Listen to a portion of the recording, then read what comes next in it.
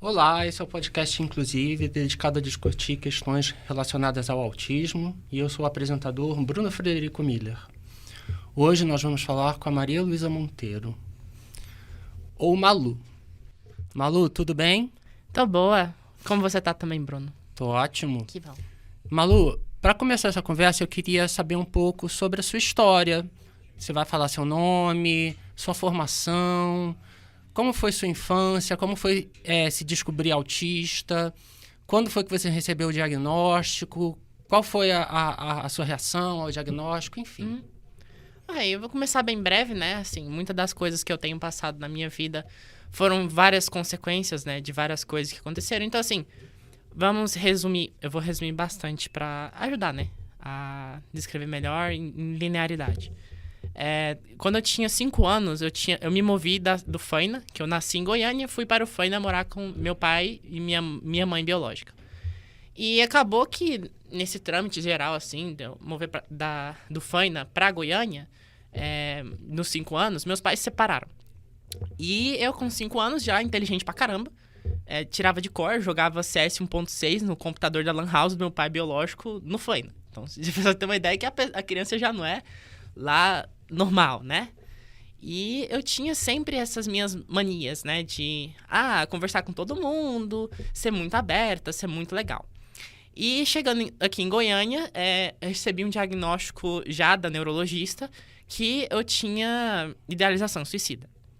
E nesse trâmite, para explicar melhor um pouco dessa minha idealização, essa idealização veio, na verdade, por conta dessa minha isolação, morar muito na fazenda. Isso é um problema meu, né? Pode ser diversos outros diferentes. Enfim, aí normalmente, assim, no ambiente da fazenda, eu era muito sozinha, não tinha muitas amizades, ninguém conversava do mesmo nível de profundidade como eu. Detalhe, eu comia sabão, então já não é outra criança normal, mais um ponto. E é engraçado que eu não comia sabão. Eu comia sabão, quer dizer, desculpa. Mas, enfim, continuando. E aí, chegando em Goiânia, diagnóstico, idealização suicida. E até aí foi um trâmite de várias escolas diferentes que eu tentava estudar, nunca conseguia. Minha mãe sempre escondendo alguns diagnósticos de mim, fazendo teste de QI, dava 120, 121. E aí só foi fazendo, cheguei a fazer o projeto Aprendendo a Pensar, sabe? O projeto Aprendendo a Pensar da PUC. Cheguei a fazer o projeto Aprendendo a Pensar da PUC, me desenvolvi bem lá até. Aí eu passei fui para Alfredo Inácio no 7º ano. Isso com que idade? É verdade. No projeto Aprendendo a Pensar, eu comecei o projeto Aprendendo a Pensar com 10 anos. 10 anos, por aí. Eu acho que foi 10, 12 anos. Foi muito bom. Foi uma daquelas experiências que eu falei assim, nossa, finalmente eu consegui achar a escola perfeita. E não era escola, né? Era um projeto Aprendendo a Pensar. Pra mim, decepção não era escola. Mas era, nossa, que corredores gigantescos. Era a faculdade. Foi lá que eu descobri que era uma biblioteca. Aí já cheguei assim, na biblioteca da escola que eu estudava. Eu falei assim, isso aqui não é biblioteca. Eu discuti com a diretora. Isso a escola, hoje é o Colégio Floresta, mas antes era o Eduardo Marques. Nossa, a diretora, era muito bom as interações que eu tinha lá, porque era a primeira que eu tive, né? Conheci várias pessoas lá, tipo... eu lembro de uma interação que era tipo assim, eu sempre todo dia tinha um pessoal do ensino médio e tinha eu também, e eu ficava muito tempo, porque eu esperava a minha mãe chegar de bicicleta pra me buscar. Era muito engraçado, que tipo assim, sabe quando você, no final da aula, você tá cansado e alguém chega pra você querendo conversar? Tipo, você não quer conversar. Claramente você não quer conversar. Mas aí chega alguém no final da aula e fala assim, eu quero conversar com você. E, tipo, coisas assim. E você fica tipo, não quero conversar. Enfim. Essa pessoa se chamava Giovana. Nunca mais encontrei ela na vida. Nunca. Depois das vezes que eu conversava com ela. E eu nem sei se ela era real, se era imaginação da minha cabeça. Porque eu tinha muitos amigos imaginários.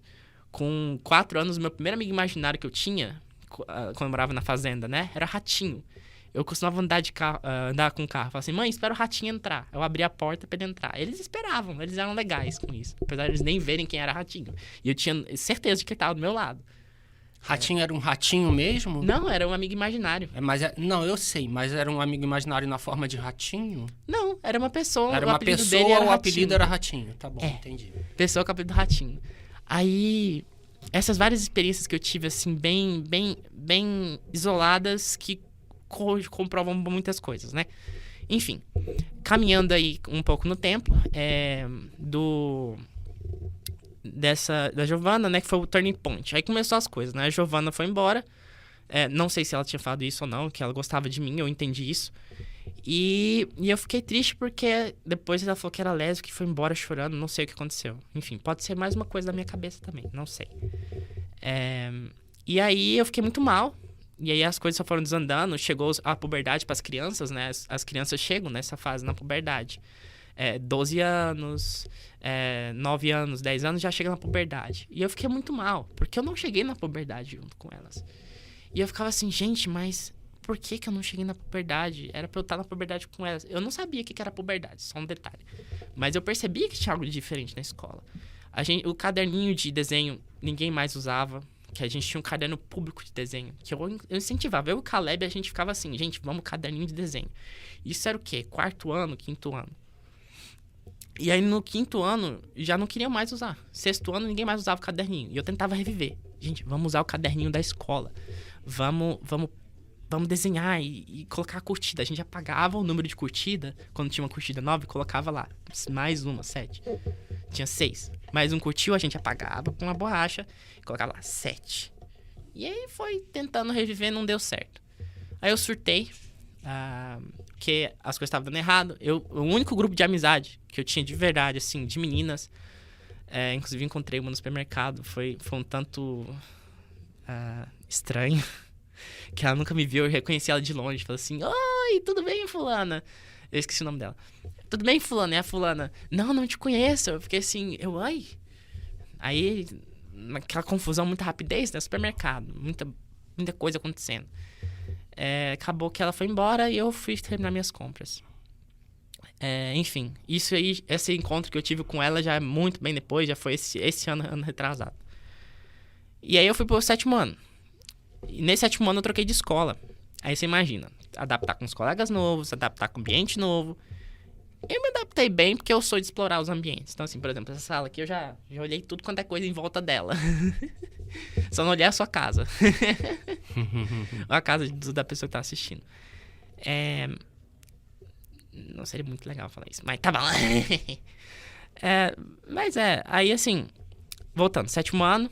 Aí eu comecei o 7º ano, tudo bem. Primeiro dia, ok, né? Era pra ser ok, mas eu fiz uma briga na sala de aula. Me ouvi com uma briga na sala de aula. O aluno tava desrespeitando a professora. Falaram pra mim, a professora é a professora. Não pode discutir com a professora. Essas regras normais de sala de aula. E eu tentando, né, ser normal, não consegui. Eu estressei com um aluno que ele não tava respeitando. Tava jogando bolinha de papel no outro. Amassava bolinha de papel e jogava. Puf. Eu fiquei assim, gente, não brinquem disso. Por que vocês estão brincando disso? E eu... Enfim, as coisas podem ter acontecido de maneira diferente. Cada um tem uma interpretação diferente da realidade. Mas na minha cabeça, naquela hora, era errado. E eu fiquei assim... Não faça isso. É errado, não faça. E eu, rigidez, né? Autismo. Briguei com ele. Peguei na gola dele e depois eu fiquei chorando. Era sempre assim. Briguei com uma pessoa. Posso ter socado a cara dela até sair sangue. Que eu era muito bruta. E... Depois eu pedi desculpa e ficava chorando. E ainda mais, né, por questão, né, do sexo masculino, deu aquela dificuldade, né? Porque, você tem essa agressividade, você tá fazendo de mole. E eu não sabia de questão de gênero, nunca soube. A única vez que eu fui descobrir, eu tive de aceitar ainda. Enfim, isso é mais pra frente. Aí, no 9º ano, passou aí 7º, 8º, aí me trocaram pro período da tarde. Que era mais máfia ainda, era tipo uma máfia de colegas. Uhum. E aí eu tentei enturmar com o pessoal que eu fiz briga, inclusive. Que era o único grupinho que eu acho que eu conseguiria. Que o grupo das meninas, pra mim, era inexistente. Muito mal organizado naquela época. E eu tentava, não consegui também. Aí, a minha última tentativa, que eu lembro, foi assim. Eu cheguei no grupo dos meninos e eles estavam brincando de passo-levou. A brincadeira é muito simples. Tá lá os dois jogando aqui.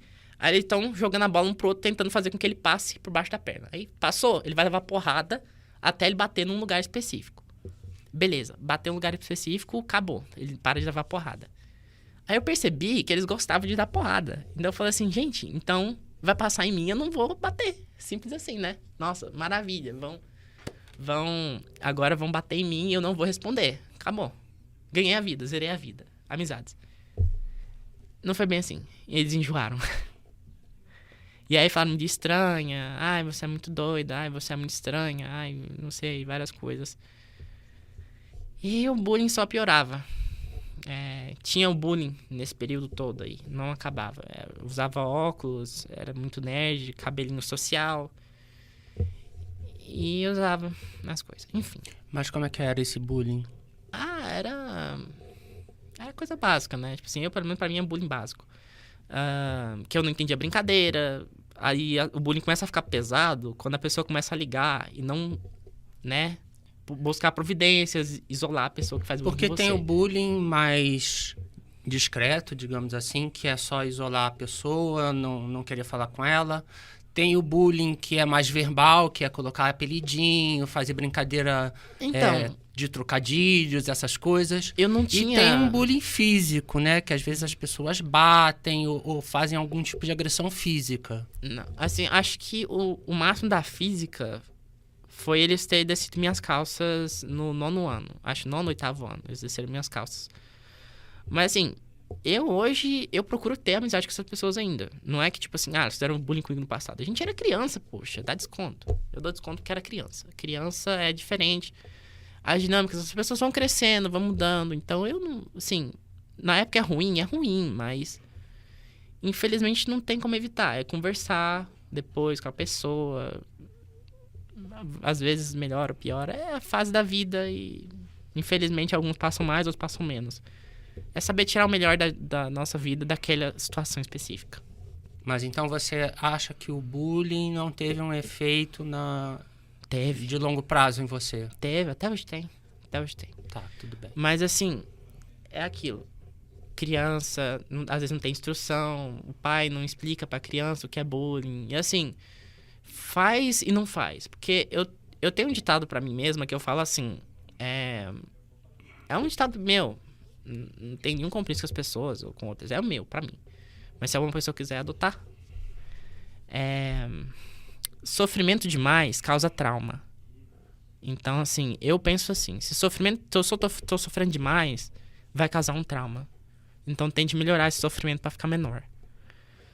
Viver já é sofrimento. Que a gente tem de acordar, levantar, tomar café da manhã. A vida nunca a gente às vezes nunca ganha tudo aquilo que a gente merece.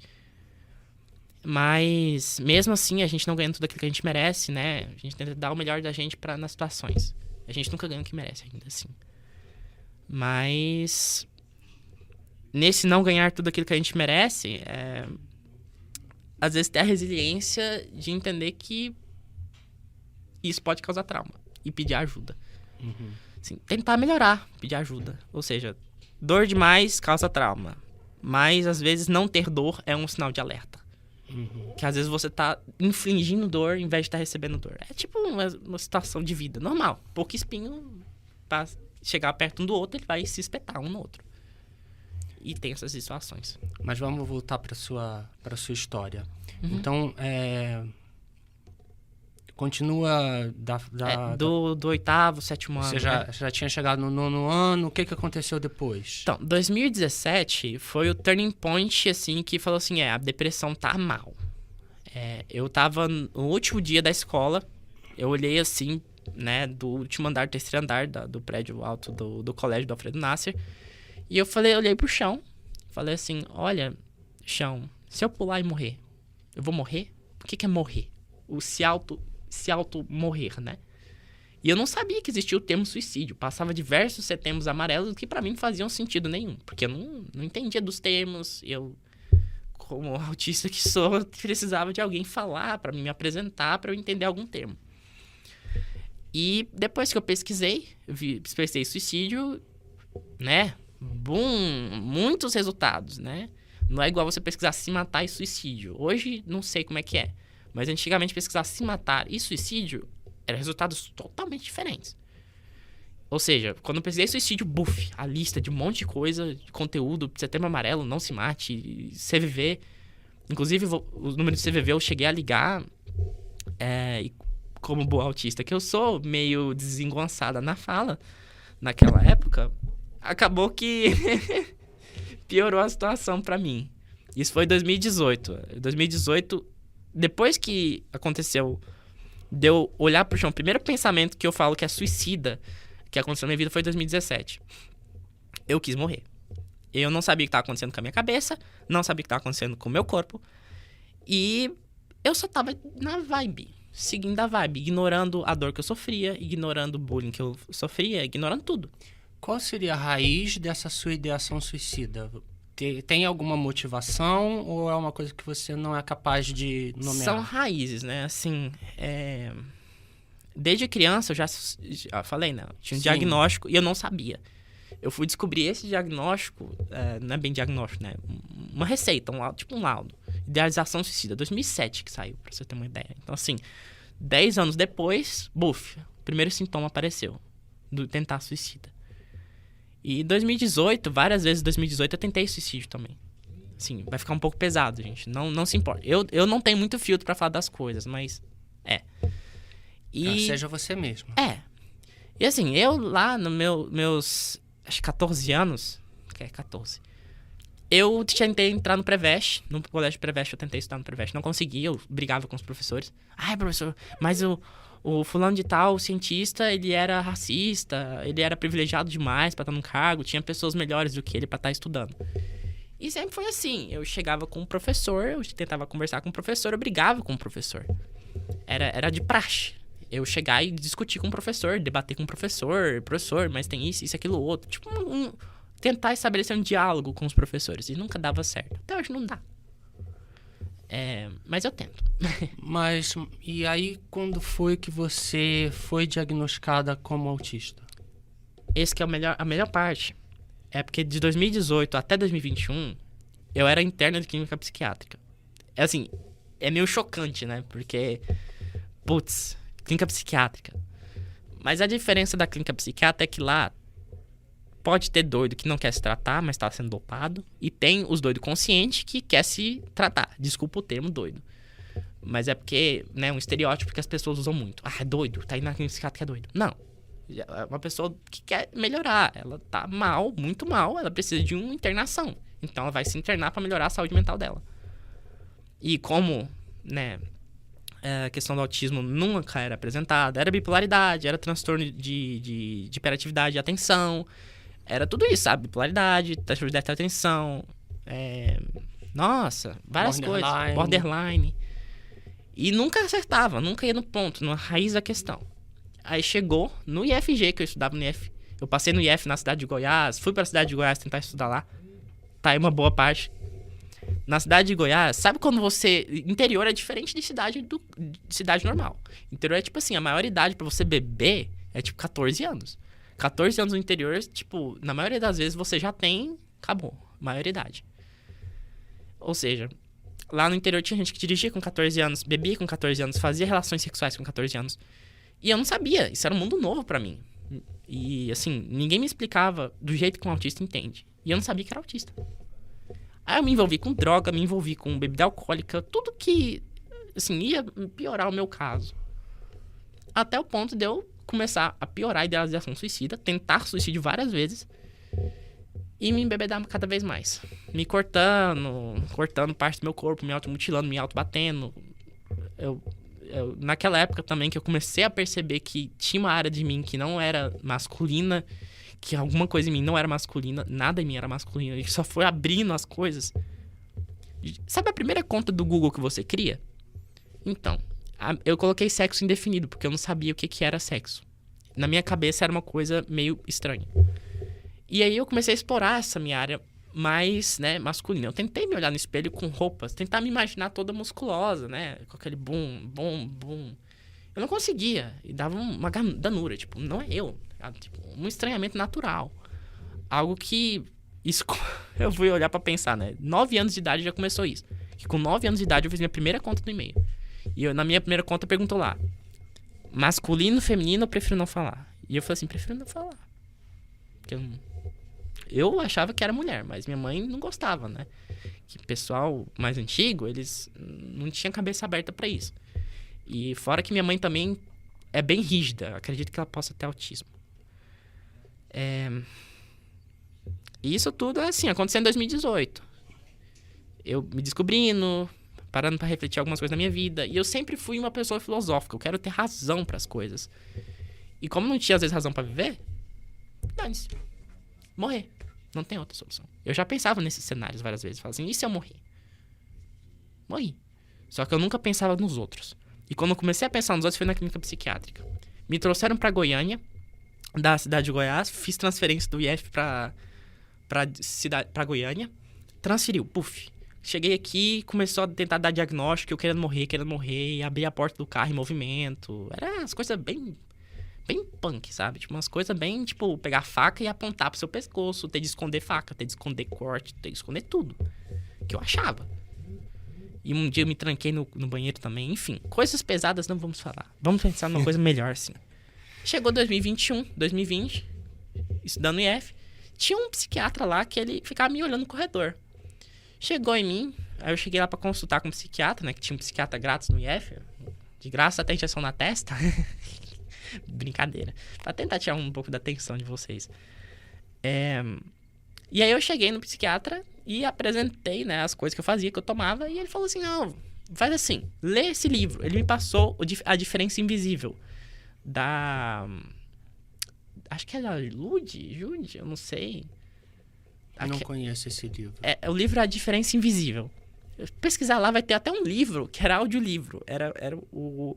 A capinha, aparecia lá a imagem do livro, e aí as cenas que ela ia lendo.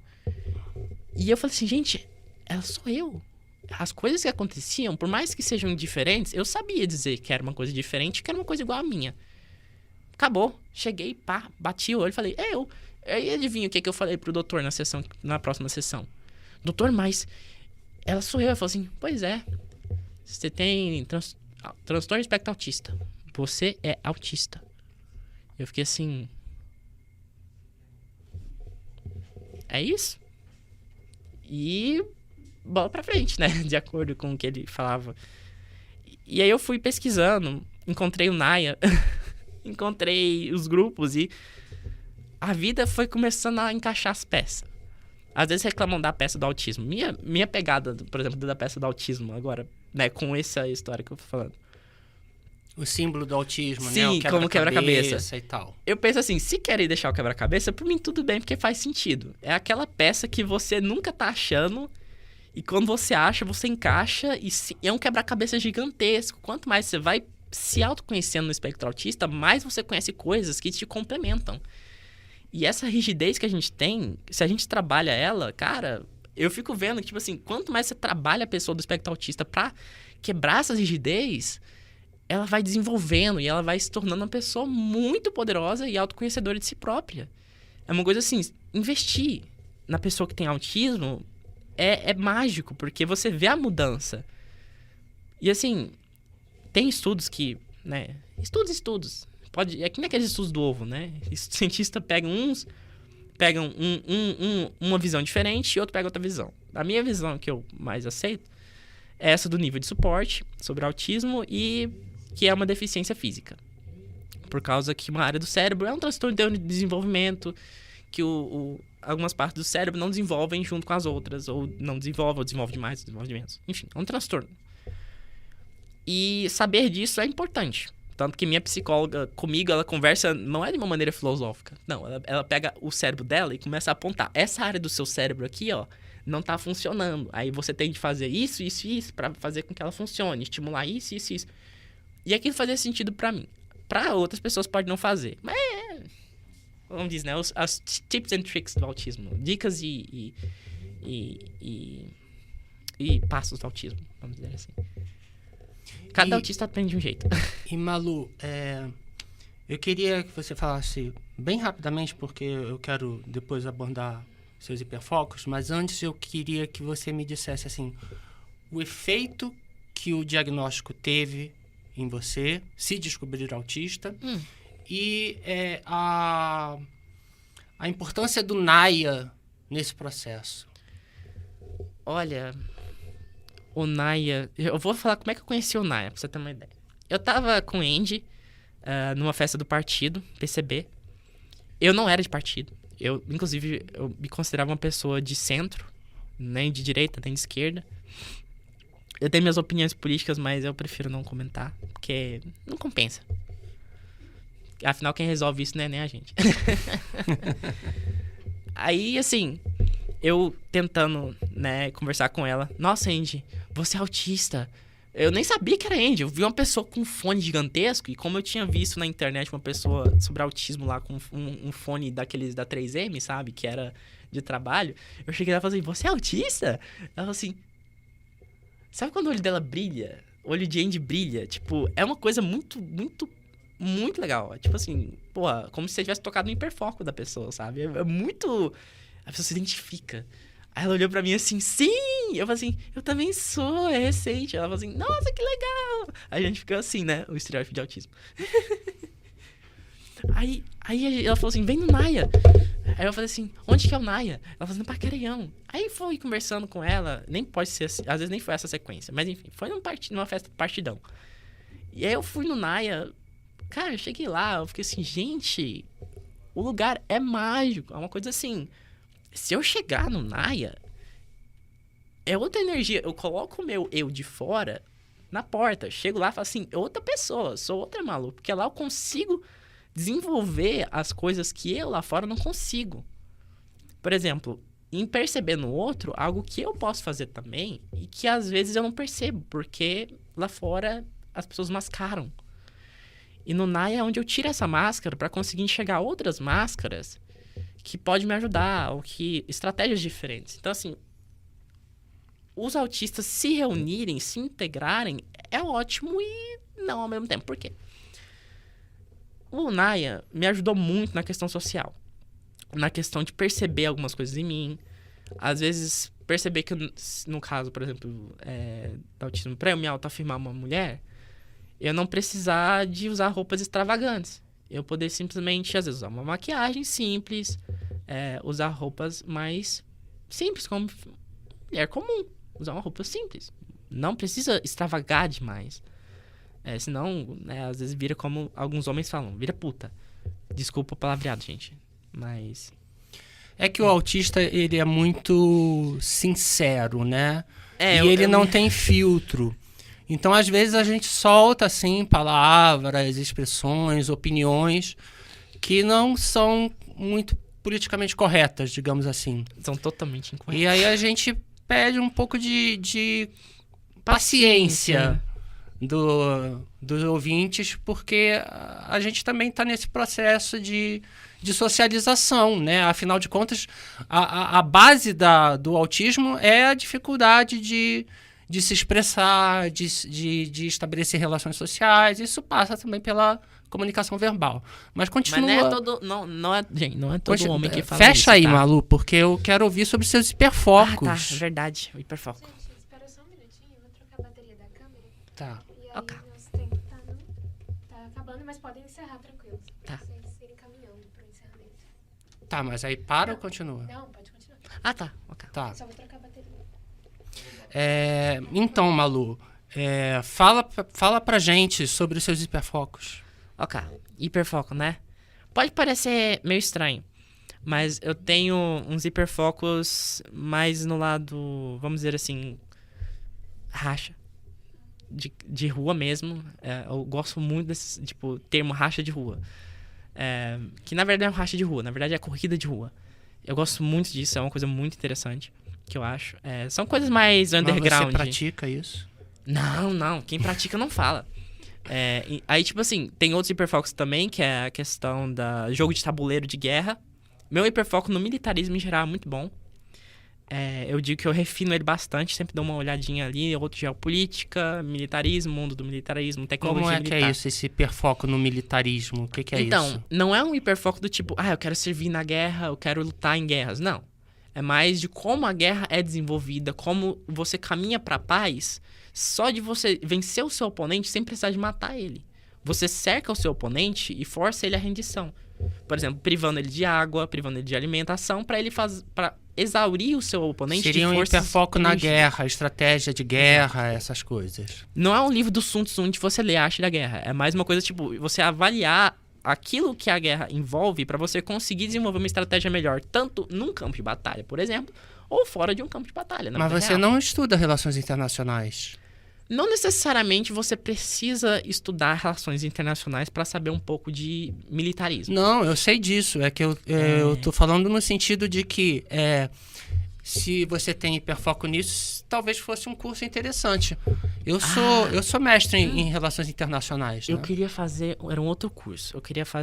Era um curso no IME, Instituto Militar de Engenharia. Uhum. Apesar de que, né, a pessoa fica com aquele estereótipo de militar, né? Mas, assim, como é um hiperfoco meu, eu sacrificaria algumas coisas minhas pra entrar no IME. E seguir a carreira militar. Porque, assim, eu acredito que se a gente investe em tecnologia de defesa, a gente, ao mesmo tempo que investe na defesa, a gente também investe nas pessoas. Porque até aquela tecnologia que a gente está usando no Ministério de Defesa, por exemplo, também pode ser a mesma tecnologia usada no banco de dados de um banco, por exemplo. Tem também um velho dito, né, que se você quer a paz, prepare-se para a guerra. Que é a ideia de que se você investe em defesa, essa sua capacidade de defesa já é uma forma de dissuadir o oponente a tentar te agredir.